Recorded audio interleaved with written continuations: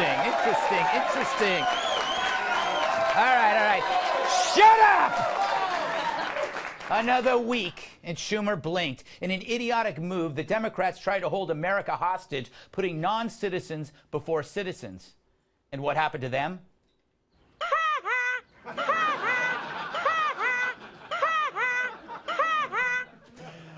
The government closed for 3 days. I've had cold sores that lasted longer. But with all the panic, what was untouched in the shutdown? Food stamps, post office, law enforcement, the TSA, air traffic controllers, power grid maintenance, border patrol, CDC, Medicaid, Social Security checks, Medicare checks, Amtrak, veterans hospitals, thank God, EPA, federal courts. If that's a shutdown, I'm unattractive. You can take that either way. Anyway, Trump was like, whatever, I'll be over here watching Fox and Friends in my tidy whities. And Schumer's like, crap, what did I get myself into? It's like when you start eating an entire chocolate chip cookie cake by yourself and didn't think it through. And now you're alone, half naked, crying in a closet covered in crumbs and whipped cream. That's Schumer. As Trump bolted to Davos. Now, if you don't know what Davos is, take one parka and add a jerk. Multiply by 3,000. I was going to go, but I'm wanted in Switzerland for a crime involving a mountain hare. Some plan to protest. But why? Jealous, maybe? They're world leaders and billionaires. Trump's both. That's gotta hurt. Also, in America, you can't swing a Prius without hitting another bonus delivered to workers by their companies. He's winning. Yet even mountains hate Trump. Look at that. Look at this Swiss cliff. Shut up, you stupid pile of dirt. What have you invented? The Echo?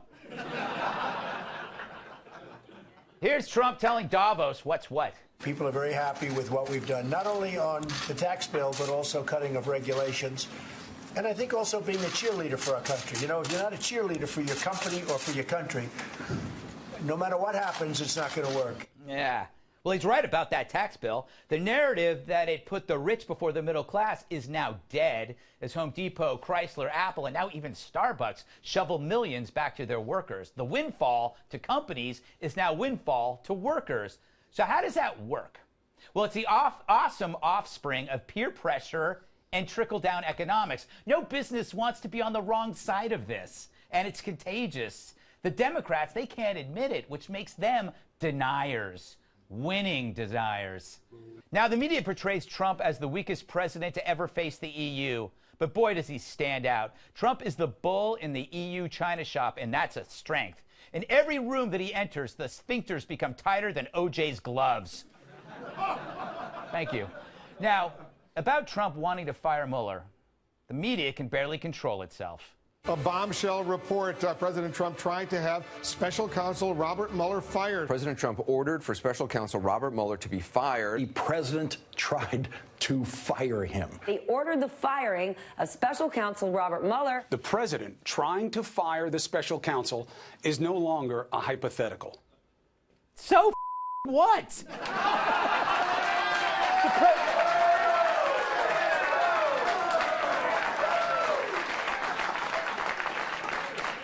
And I hate to swear, but I'm sorry. The press is acting like they stumbled onto a frozen woolly mammoth with Amelia Earhart in its mouth. How is this a scoop?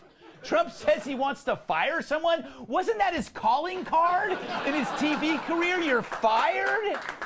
He would fire God if he could. Trump talking about firing is like Snoop Dogg talking about pot. Sorry, Tyrus.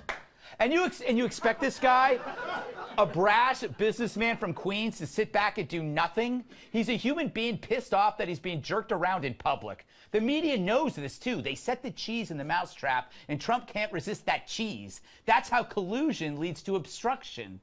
And yet the media mocks the FBI story, full of missing texts now suddenly found. Did you notice, when it's Russia, the media and the Democrats sell it together? When it's the FBI, it's the media and the Dems mocking it. It's always 2 against 1.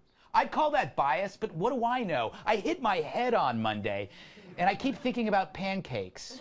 National Pancake Day A day for flipping flapjacks everywhere. You can flip flapjacks in Wichita Falls, Kansas. The power of pancake flipping, National Pancake Day.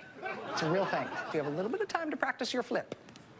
But in the meantime, if you want to warm up, you can watch Special Counsel Robert Mueller, who looks like he may be about to flip a new cooperating witness. All of that set up for that payoff. Please kill me.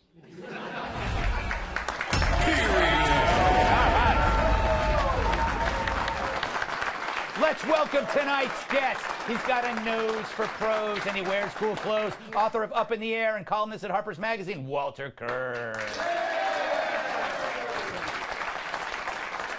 She cuts through more bull than a Texas butcher. Reporter for Fox News Headlines 24/7, Carly Shimkus.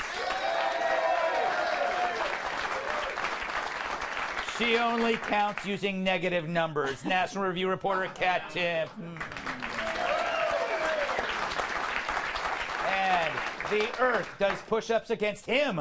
Former bodyguard, massive sidekick Tyrus. All right.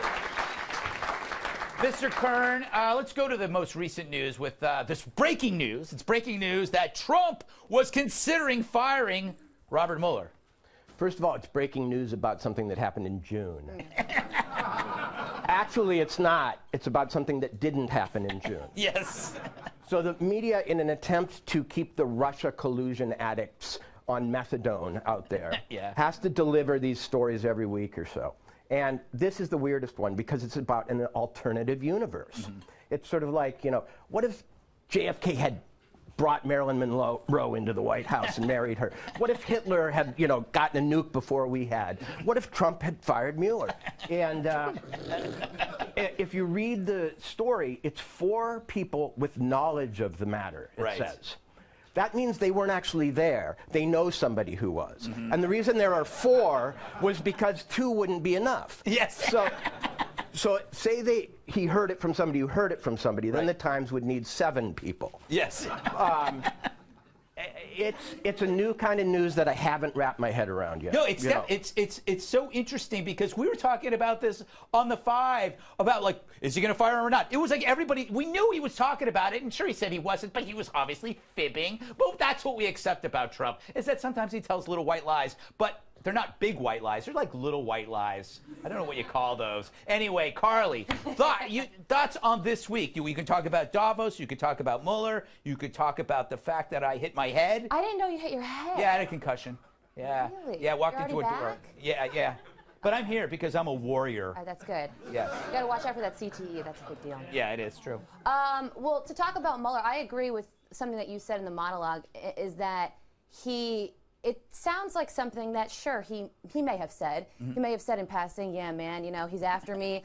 I want to fire that guy. Yeah. But the big point is that he didn't do it. Yes. So there's really no story. End of discussion. He didn't do it. So I don't know why everybody's really up in arms over this thing.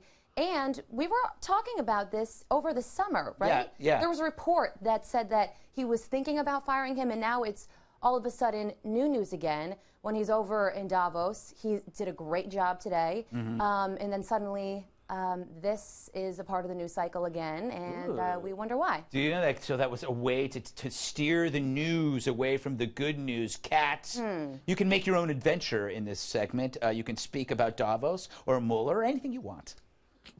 Anything I want. Yes. I shouldn't. About Mueller, I guess I would guess that I think it's a bigger deal than you do, Greg.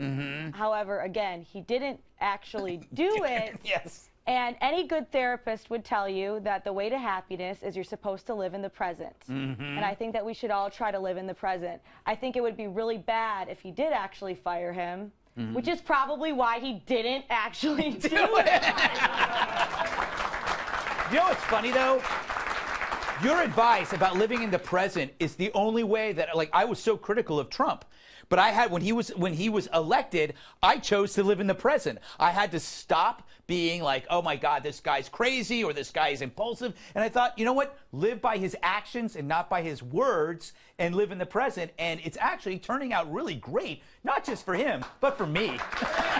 I feel, Tyrus, I feel less crazy now that I live in the present. Well, speaking of that, as a badge-wearing procrastinator, I couldn't be more happy with media saying if you say you're going to do something, it counts the same as doing something. Yes. Because I changed the light bulb, I fixed the car, I was more respectful in my relationship, I didn't use bad language on the freeway. I haven't done those things yet, but it counts. They do. Right? I mean, I'm just saying, he was about to fire. Yeah. I mean, I just think it's hilarious that he was about to fire him. Yeah. Okay? Then what happened? His lawyer changed his mind. He changed his mind. Then what happened? Well, I mean, that's it. He didn't do it. How do you talk about he that? thought about doing it. How do you talk about that all day long? Yeah, That's what I don't understand. Yeah. He was going to fire him, then he didn't. What more do you add? I know. Exactly. Well, they will say, well, he lied about it, but it's like, yes! Yeah. He's still president.